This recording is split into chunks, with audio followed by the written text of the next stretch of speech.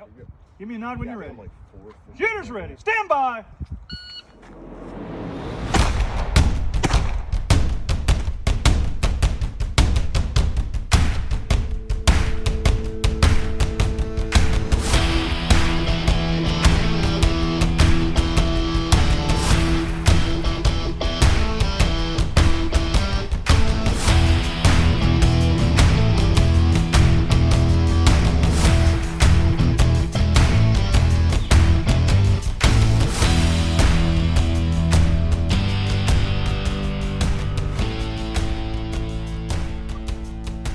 Hey everyone, welcome to this episode of Bullets and Bourbon. I'm joined by my co-host Frank Gao, and we got a special guest, Ellis Domenech.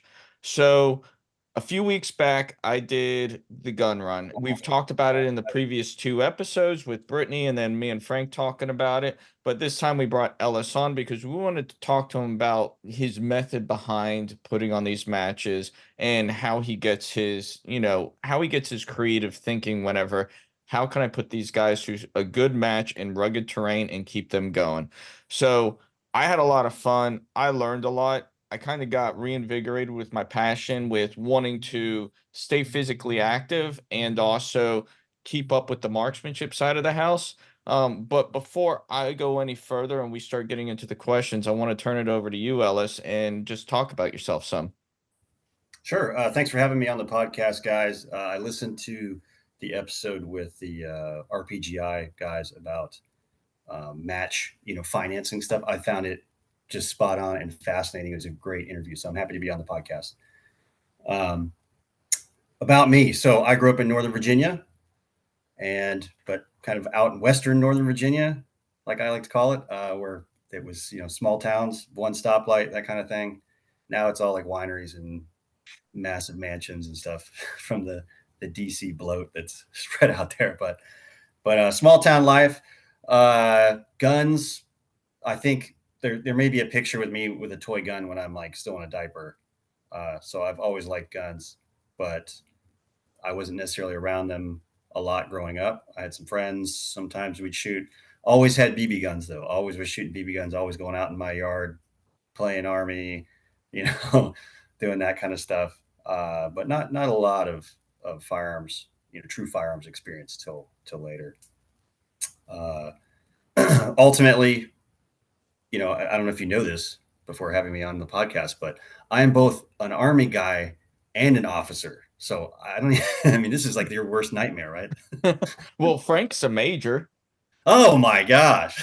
Yeah. So, and we kind of find it funny. Like years ago, about 2 years ago, I asked Frank, I was like, hey man, like I've had you on a few times. Like, I think we really do this well. We have good dialogue, how about you be my co-host? And it kind of developed into that staff and CO officer relationship. Nice. I'm retired now, but like we really just developed this relationship and we kind of figured out how each other works and kind of bounce off of each other. Yeah, to chime in, I instantly officered this podcast up. Like Yes. I'm the reason we write questions before we interview people. Yes. No, Right. Frank absolutely improved this 100%. Like he really helped professionalize the podcast. So it was just all bourbon before, and then now you actually have an agenda. I mean, Matt, you recorded some episodes that have never seen the light of day because Yes, I have. y'all were too drunk off your asses. Nice. I will bring that up and talk briefly on it. It was quite hilarious. So I was out on a match. I think it was up in Indiana, and like we had the whole team there. We're in the hotel room at night. We have guys like Jay Carrillo, Kim Peterson, like big three gunners, and I wanted to do a serious interview with a friend Kim Peterson because he was in the army. I wanted to talk to him about transition out of the military and like just things to think about because at the time I was going to start my transition out of the Marine Corps. And what happened is we started the podcast, we started getting too heavily into drinking, and then it just turned into a giant shit show. And like there were things that were said in there that can never see the light of day or like bad things would happen. This podcast would probably get shut down. Nice. But Frank definitely improved it. Yeah, awesome. Yeah, nothing against you being an officer, dude. But yeah, we've had guys from the Army on before. Like, Awesome. yeah. Awesome. So yeah, so basically I ultimately did ROTC, George Mason, commissioned into the infantry. I spent a couple years in the infantry down at the 82nd in North Carolina. Did a short deployment to Afghanistan with them, and then I went out, tried out for special operations, and got selected for psychological operations. So I'm a PSYOP officer, and I did that for a few years in East Africa, a couple deployments there. Oh, that's a Ultimately, yeah, it is. Not much has changed there, Yeah, since yeah. the old 93. But decided to come off active duty. I'm a reservist now, still continuing to serve and running these matches. And your unit is out of Japan, right? Yeah, I'm kind of a unique reservist where I'm an individual mobilization augmentee. It's a lesser known program in the reserves, but it's fantastic. I try to tell everybody I can about it. And so I'm, instead of being in a drilling reserve unit, I'm actually in an active duty unit. So I go over there and do about a month and, basically do all of my reserve time condensed and knock it out. You kind of said something I kind of want to bring up or talk a little bit more about, because like my whole active duty career, I went from one unit to the other, deployment to deployment. You don't get any control over some of the deployments you go on, but and I'm bringing this up because I know in the Marine Corps they have the IMADET program as well. And there's a lot of opportunity, just saying, like Marines, Army, whoever's listening to this, that program is really good if you're on the cusp of getting out and you're like, well, I still kind of want to serve, because the opportunities to go to some of the cool schools and the opportunities to jump on some really cool deployments are there. And I will say some of those opportunities are better than if you are on active duty. Like Yeah, the absolutely. need is there. Especially if you're an officer where we have fairly rigid timelines and rigid jobs. We have to do them or we don't get promoted, all this kind of stuff. And you're way more flexible as an IMA, Mhm. you know. So I think it's an awesome program. So to kind of move it to what we wanted to discuss, like, a little bit more about yourself, but at what point did you start competing? What disciplines were you shooting in? And at what point did you decide you wanted to start running your own matches? Yeah. So it was 2018 was my first match I ever went to. And it was the Pawnee Run and Gun out in Oklahoma. And I had watched a video about it a couple years before, and this guy's running and like part of his kit comes flying off on the ground. And he's got like a GoPro equivalent at the time, and he's going back to like pick up his ammo, and they're shooting in all these different positions, crazy terrain. And I thought, wow, this is the coolest thing ever. I'm going to go do that someday. But I was on active duty and I was deploying like crazy to Africa and, no time. And so one of the first things I did when I came off active duty was get a slot, fly out there and compete in that match. And I had an absolute blast. It was a great time.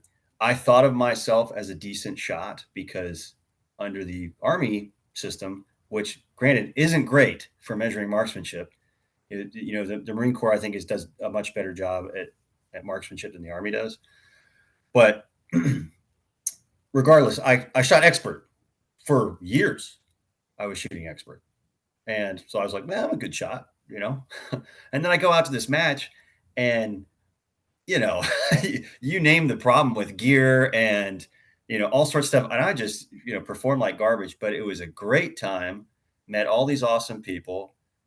And, it was everything I thought it would be. Now, I thought back I think I was on a deployment in 2017 when I first had the idea to run my own match, because I had seen some of these videos of this style of shooting.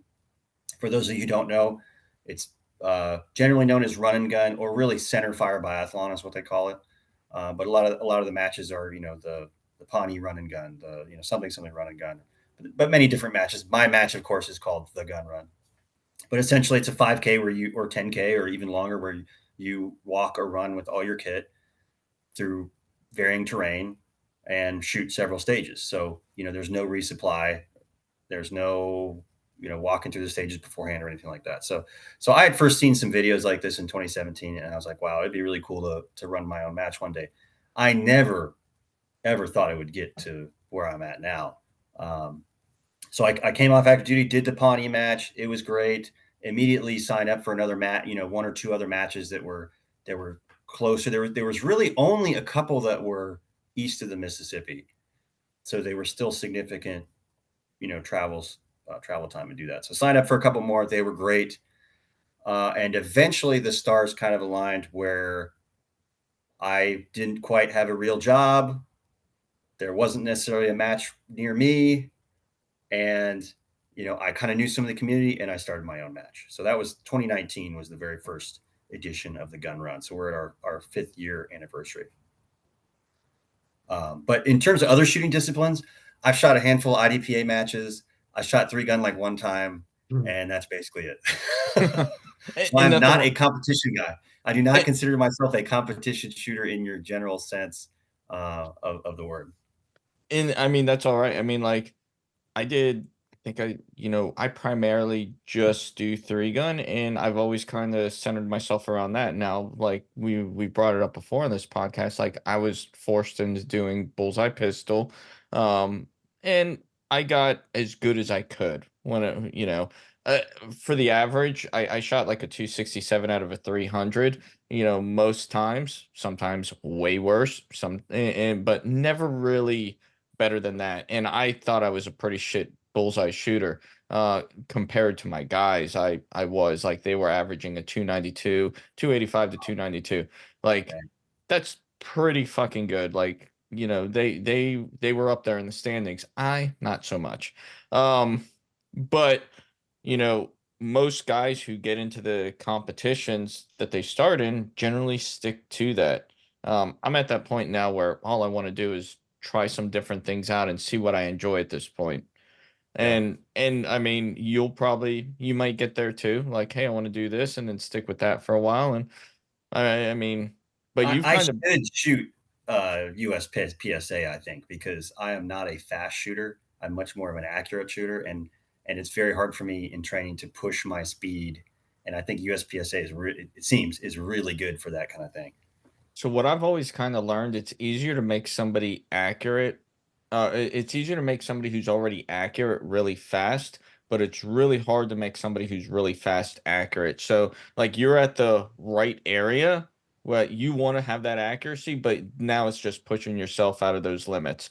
And like, I mean, offline, I'll tell you some different drills that I used to do just to kind of push myself to get myself faster and to think faster and perform faster.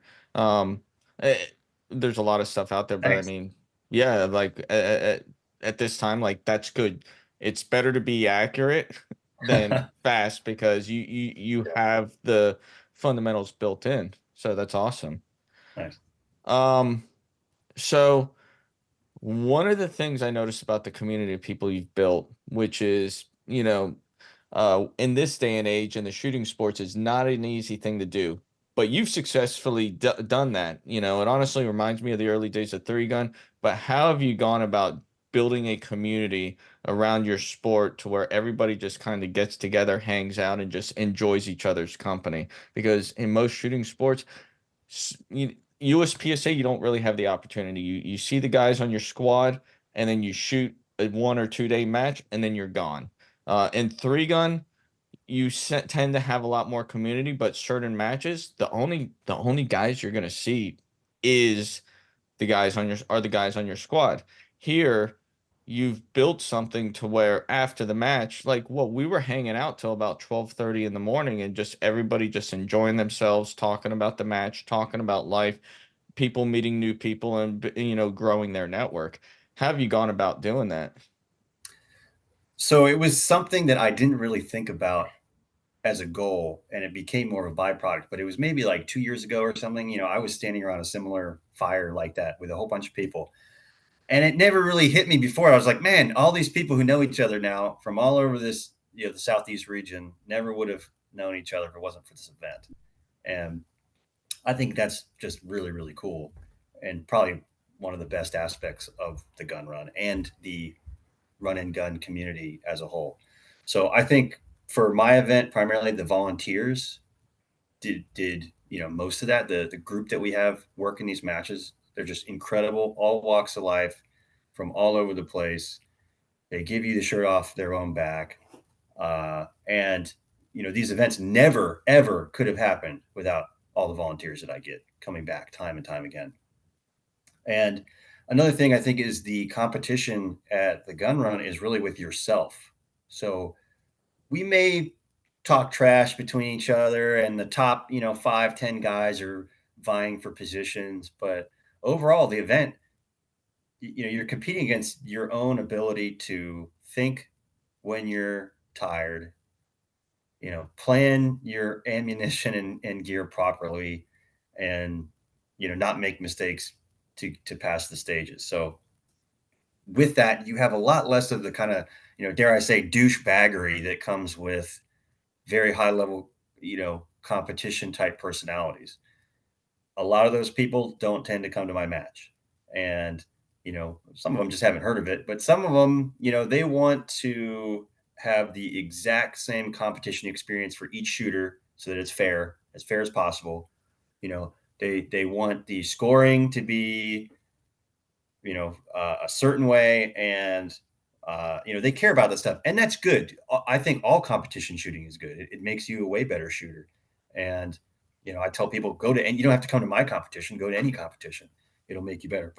But ultimately, at my match, these people are coming out and they're just happy to be there. They're just happy they could show up with their kit, go out and shoot. Maybe they failed all the stages. Guess what? Next match, they pass one stage. That match after that, they pass 2 stages. So they're actually, working on that stuff, and they're each, encouraging each other and helping each other out with gear. One time, actually, it's like twice at least I've seen where a guy showed up and he goes, "Oh man, I forgot my pistol," and somebody goes, "Here's a Glock 19 in a Safari Land, Mhm. go after it." So No, it's just a fantastic group of people, and I think that's just mindset from what the competition is, and the volunteers have made that happen. no, and that's one of the biggest things I noticed. Like the volunteers that you have as your ROs, like they're extremely accommodating. They're super chill. They're nice. They're not like they're not like over overbearing or anything like that. They're like, hey, here's the stage. Do you have any questions? All right, let me know when you're ready. Beep. And you go, you're on the clock, you're on the time, and the whole time the clock is running for whenever your run is going on too. So it's like, you know I took this last one as, I'm just going to enjoy this. I'm going to sit back, listen to some music. I'm going to run, I'm going to walk, I'm going to go shoot. I want to do good on the shooting, and then I'm going to go to my next stage. And like every single RO was super chill, super friendly, like shake your hand, and it's like, I fucking like this. Yeah. Like, this is great.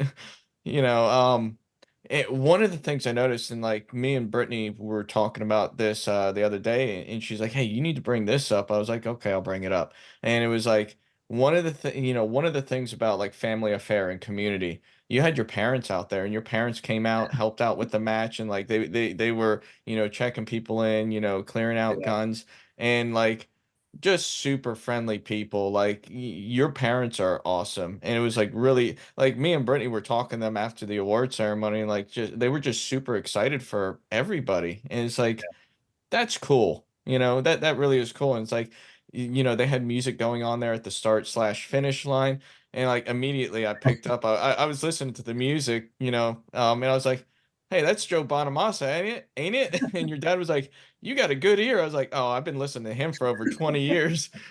It was Nice.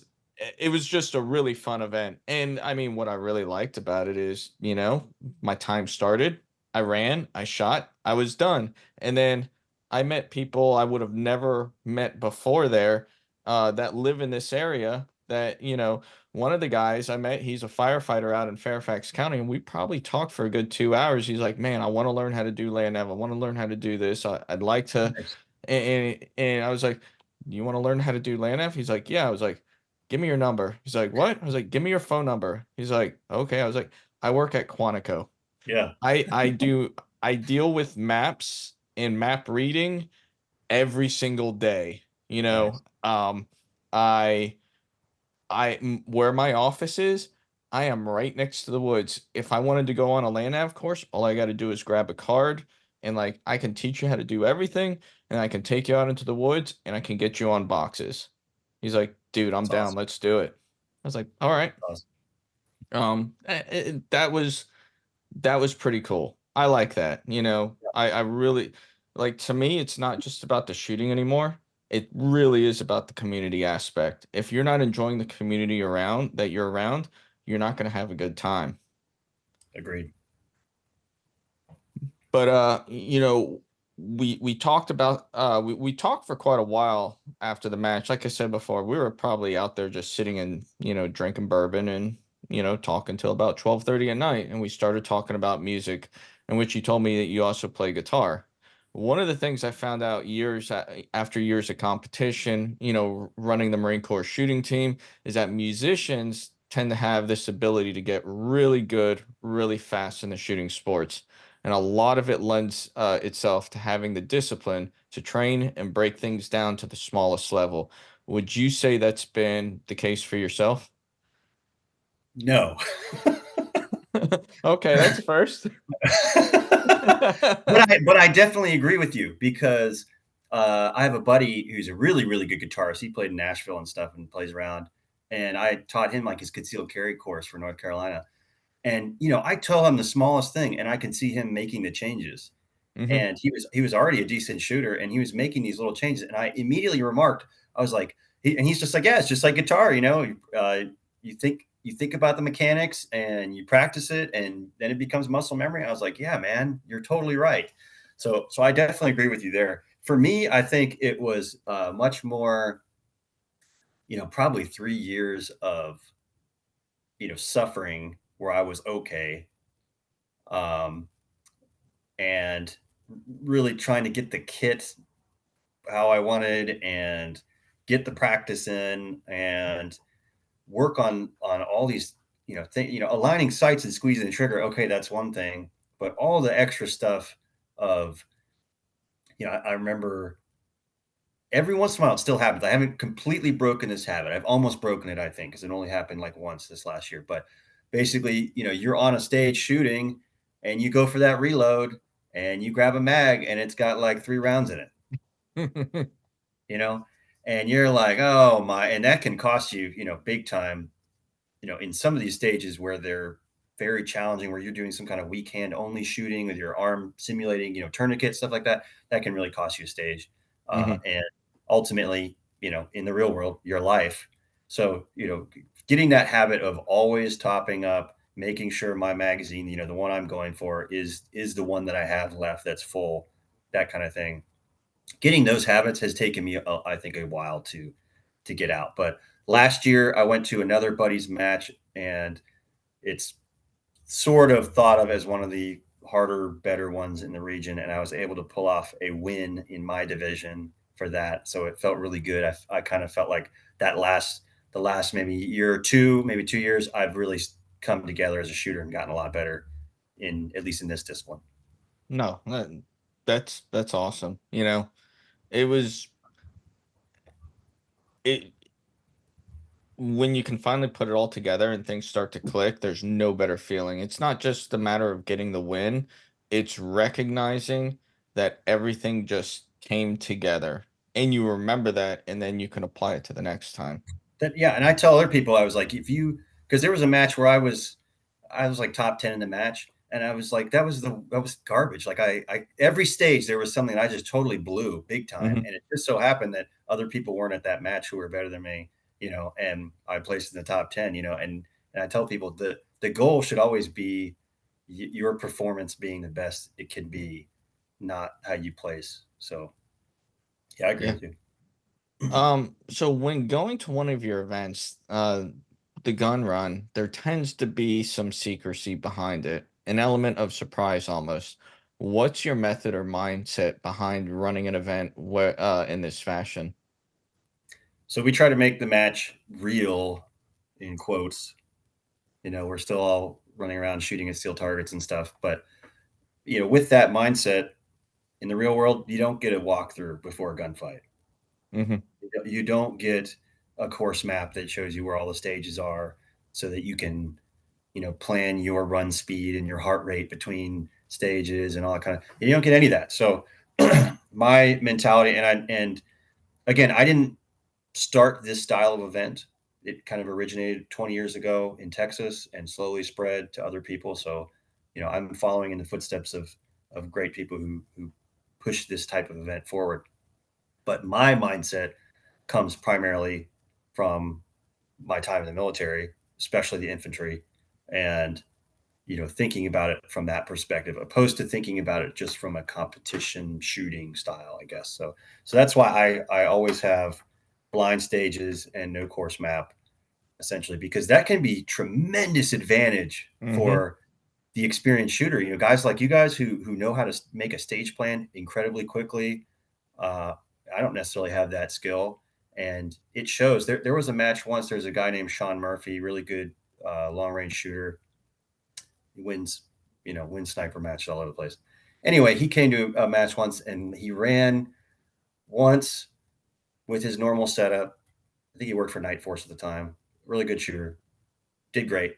Then they had some no shows, so they let him run again at the end. And he did the match again, and he ran it with a M16A2 and a Beretta iron sights. Hell yeah! And guess who won the match? He did. Second run won the match. He beat himself because having that knowledge of the route and the stages. I mean, he could just crush his his previous one. So that's kind of my mindset on it.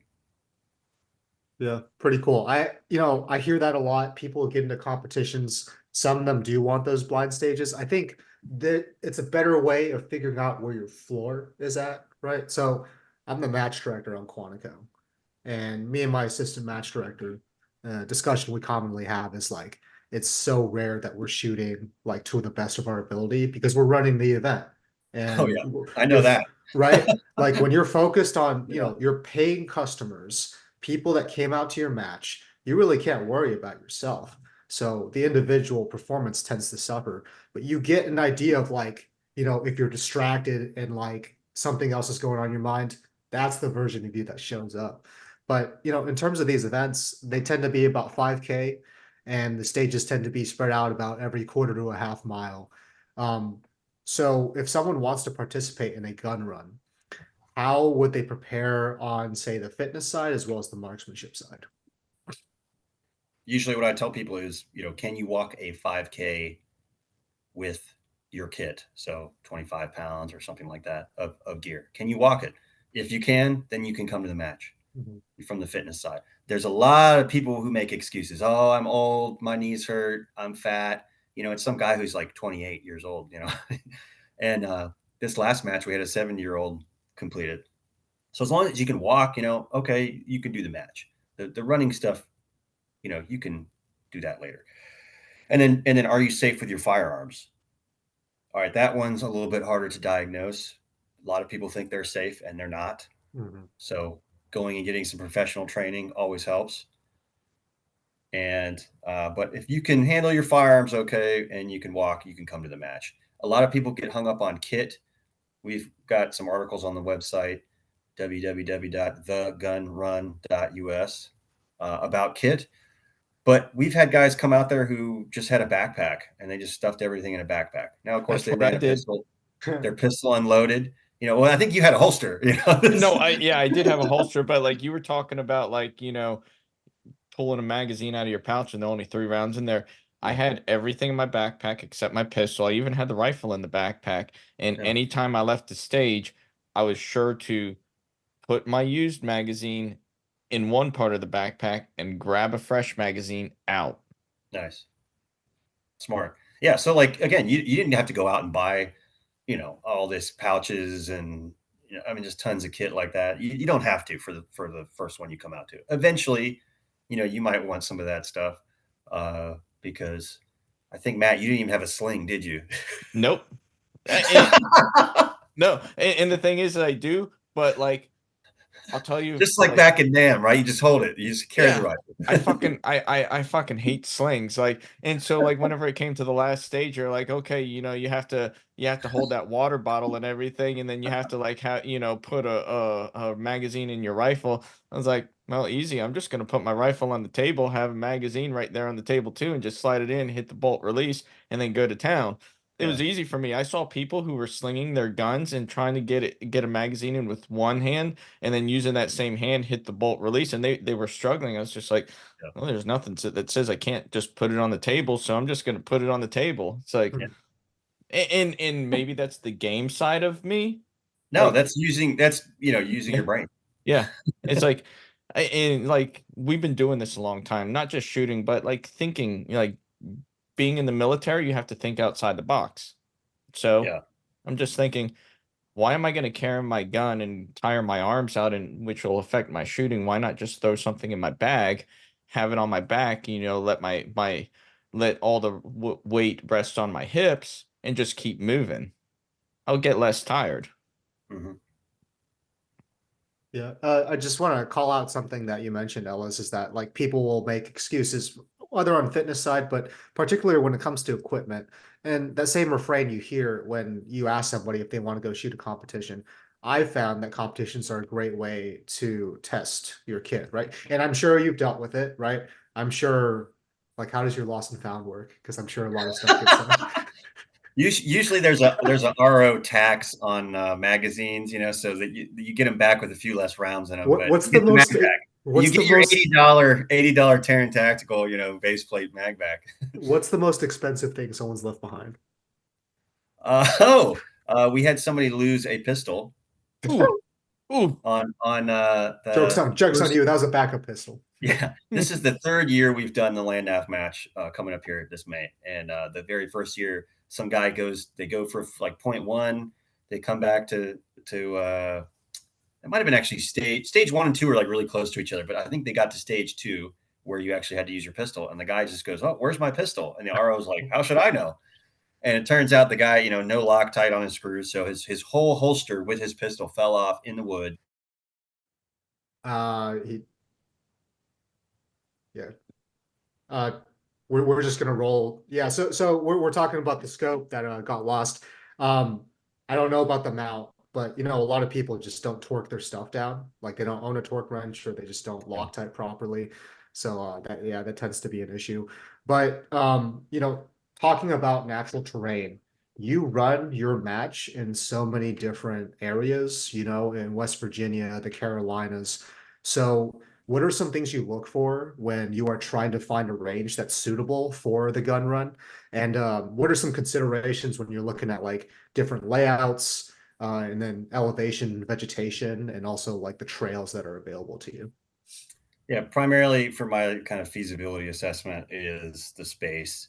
And some places may seem like they have a lot of space, 150, 250 acres or something like that. But once you start looking at property lines and things like that, you can very quickly get condensed.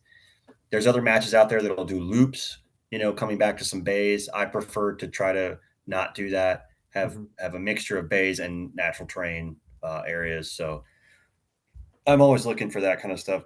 But really, the terrain has the biggest effect as long as you've got good backstops and you can, do it in slightly smaller areas than you prefer. But number one thing is actually mindset of the owners. Mm. And that is pretty hard to find. This style of event is out there, man. It's outlaw in nature. There's no rule book, there's no association. Every match is different. Every match director gets to do it how they see fit. I love that. I think it's a huge benefit. But you go to some of these ranges and whoa, people are running around with guns. Yikes. We We don't don't like we that. don't we don't do cardio around these parts.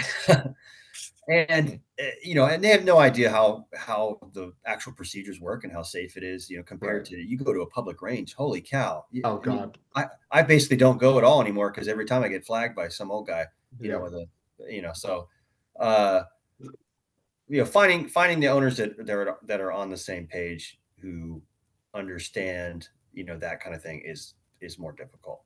And I've been very lucky. All the venues I have, the owners are great.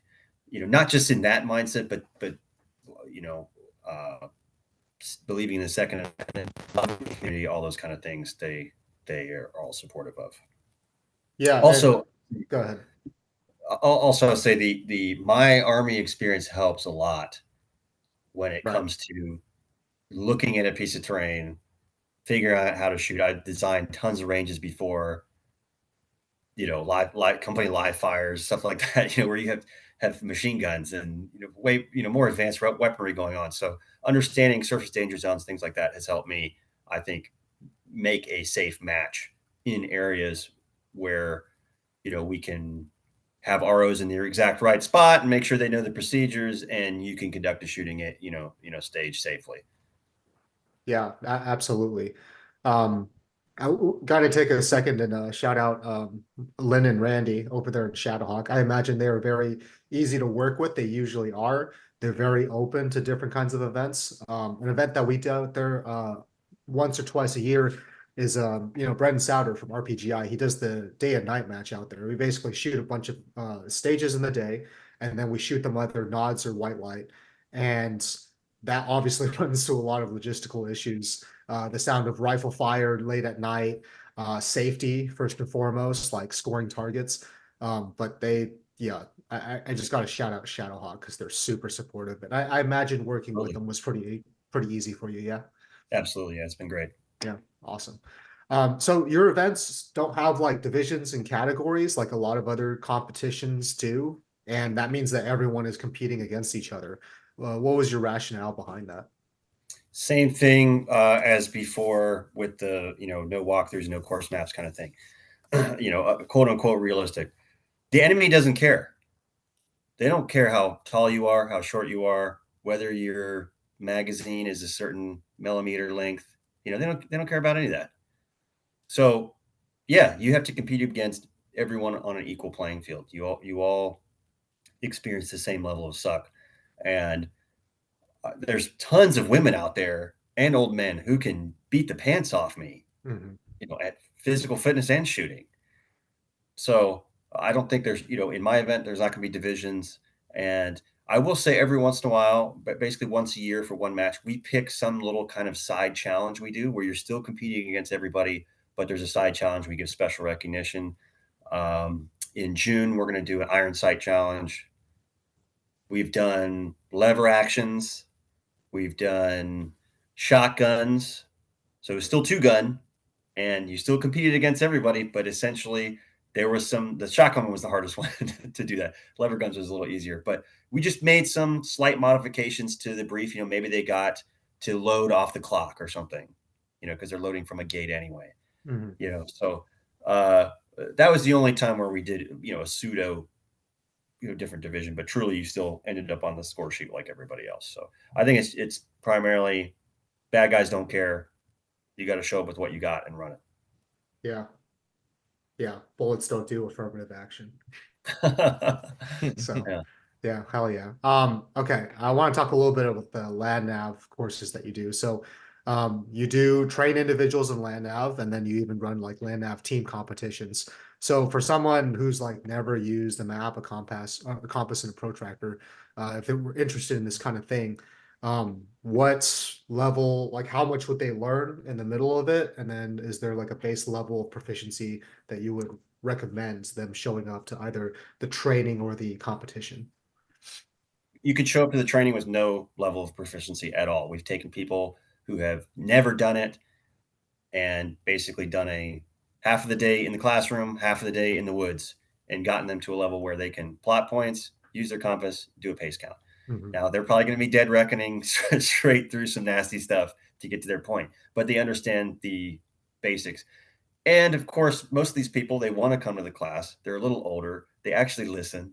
It's not an 18-year-old private. So they actually can pick it up pretty well in one day. And we've had those guys, some of the guys that took the class, they came to the land nav competition, got all their points. Took them a long time, but they got them. So, it works. I basically do 1 to 2 classes a year before, just kind of in prep for that competition. Just so if somebody, one guy knows land nav, the other guy doesn't know land nav at all, he can come out of class real quick and kind of get up to speed on it. The event itself is probably the hardest one because it's at least double the distance. Mhm. It's basically a 10K minimum, and that's essentially straight line. It's actually very hard to estimate the distance because it's not like a military course where you're like, here's 5 points, go out, get them, and then come back and shoot a bunch of stages. Mhm. It's essentially, hey, you're at the command post, go out, patrol to this point. They go out to that point, they come back. Okay, hey, the command post is under attack. Move over here to stage 1, and they shoot stage 1, and then they get another point or maybe 2 points, and they can choose which one they go to for first. And there's a penalty if you don't go to the point, a time penalty, because it's still on the run clock. But those shooting stages are mixed in with the land navigation, so it's much more of still kind of a linear adventure, but with land navigation and not just following signs on a marked trail. Mhm.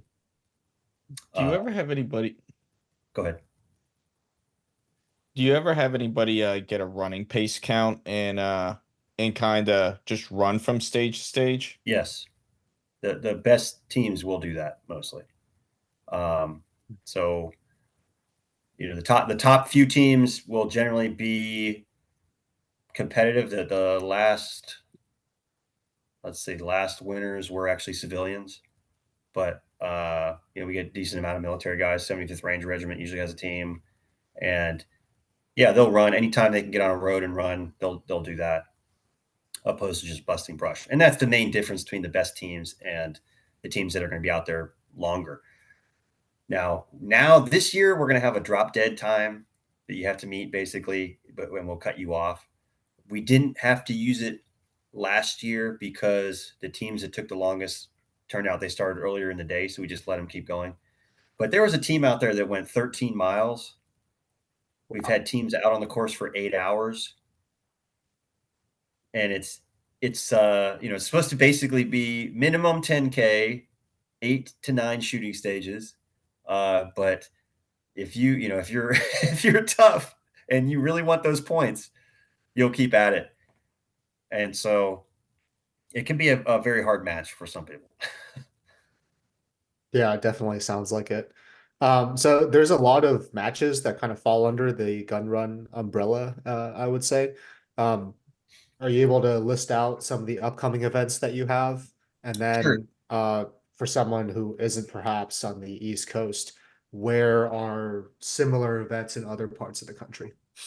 So if you go to the website, thegunrun.us, there's an events page. It's got my events up there. We've got 4 more events for the year. South Carolina in June, North Carolina in September, Alabama in October, and then a team night match in November back in North Carolina. And then also I list basically all the other events that are sort of like this that I know about by state. I mean, it's probably 25 events on here, something like that, spread out. Mhm. A lot of them are out west. Texas has the most. That's kind of where it all started. So there's tons of matches in Texas. There's several other organizations kind of like mine that do multiple matches a year as well. But the other close by ones in the Southeast would be Georgia has something like 3 matches, and Kentucky and Tennessee both have matches as well. Okay. So. Very cool. Well, we And I highly recommend people check these out. Many of these matches are run by my friends. I go and work them. Again, it's the same kind of community out there as well, which I love. Heck yeah, no, that's really awesome. Yeah, we love all forms of competition, and really cool that Matt was able to go out there and participate in this one. I got to get out to go to one. We appreciate you coming on and talking about the gun run. At this point, is there anything you'd like to leave the listeners with? Well, thanks for having me, guys. Yes, so I come at shooting sports from a Second Amendment viewpoint. I would say more than a let's go out and play a game and compete kind of mindset. And that's really what this style of match is all about: is being prepared to defend, the homeland from all enemies, foreign and domestic. All of us have sworn oaths to the Constitution, and there's nothing else really out there like this for the populace. And I think it's just really important that an armed and trained populace is our best defense. So I'll leave you with a quote from George Washington. There is nothing so likely to produce peace as to be well prepared to meet an enemy. Yeah, couldn't agree more. Yeah, love the ethos, love the event, and apparently it's a great community and everything. Definitely want to go out and participate. For those of you that are interested in gun runs, please look up the website. We'll drop the link inside the notes of the post. If you have questions, reach out to Ellis. He's very responsive. If you have questions for either of us, particularly for Matt, who actually did a gun run, let us know and let us know how the episodes are doing. And we'll see you in the next one.